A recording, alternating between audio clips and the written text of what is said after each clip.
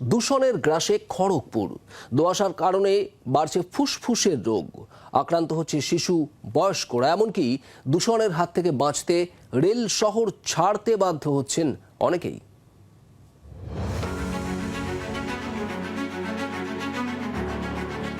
বায়ু দূষণের জেরবার অবস্থা, নিঃশ্বাস নেওয়াই দায়।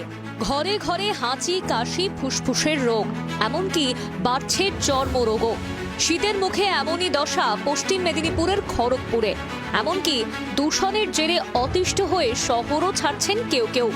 দূষণের বারবারন্তে ফুসফুসের রোগে আক্রান্ত হয়েছেন খড়গপুরের ব্যবসায়ী মনোরঞ্জন দাস। বাধ্য হয়ে ভিটে বদলের সিদ্ধান্ত পর্যন্ত নিয়ে ফেলেছেন তিনি। কি সমস্যা, এখন আমার শ্বাসের কষ্ট হচ্ছে। ডক্টরকে দেখানোর পর ডক্টর উনি বলেছেন আপনার লাংসে এত ইফেক্টেড কেন।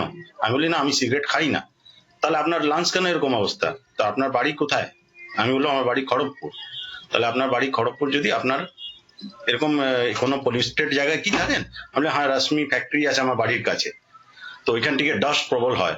আমি সিদ্ধান্ত নিয়েছি আমি এখান থেকে সব ব্যবসা ঘর বাড়ি বন্ধ করে আমি চলে যাব। আমি এই শহরেই জন্ম নিয়েছি, এই শহরেই বড় হয়েছি। এইরকম আমার শারীরিক ক্ষতিগ্রস্ত আমি আশেপাশে কখনো মানুষদের দেখিনি। এখন ইদানিং কালে এই আপনার দূষণের পরে যে পরিস্থিতি তৈরি হয়েছে, ভয়াবহ পরিস্থিতি তৈরি হয়েছে। বায়ু দূষণের শিকার হচ্ছে মূলত বয়স্ক ও শিশুরা। একাধিক কঠিন রোগে আক্রান্ত হচ্ছেন অনেকে। এমনকি প্রবল দূষণে ক্যান্সারে আক্রান্ত হওয়ার আশঙ্কাও উড়িয়ে দিচ্ছেন না চিকিৎসকরা। প্রথমত হতে পারে ব্রঙ্কিয়াল অ্যাজমা, হতে পারে সিলিকোসিস, হতে পারে আরটিআই, হতে পারে, মানে শ্বাস প্রশ্বাসজনিত যত রকম রোগ আছে এগুলো হতেই পারে। ক্যান্সার হতে পারে, সিলিকোসিস হতে পারে। আমি এর বাড়িতেই সবসময় মাস্ক করে থাকুন, মাস্ক, ঘর থেকে বেরোলেই মাস্ক। খড়গপুরের নিমপুরা, মালঞ্চ, ভগবানপুর, খড়িদা, সুভাষপল্লী, শ্রীকৃষ্ণপুর, ভবানীপুরের মতো এলাকায় বায়ু দূষণের মাত্রা আকাশ ছোঁয়া। পাশাপাশি গ্রামীণ এলাকার মধ্যে শ্যামরাইপুর, কাঁটাপাল, মহেশপুর, গোকুলপুর ও আশপাশের এলাকাতেও দূষণের মাত্রা বেশি।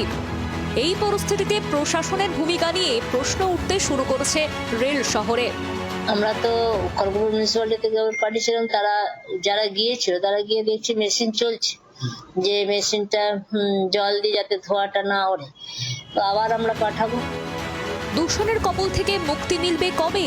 কবে আবার প্রাণ ভরে নিঃশ্বাস নেওয়া যাবে? দিন গুনছেন খড়গপুরবাসী।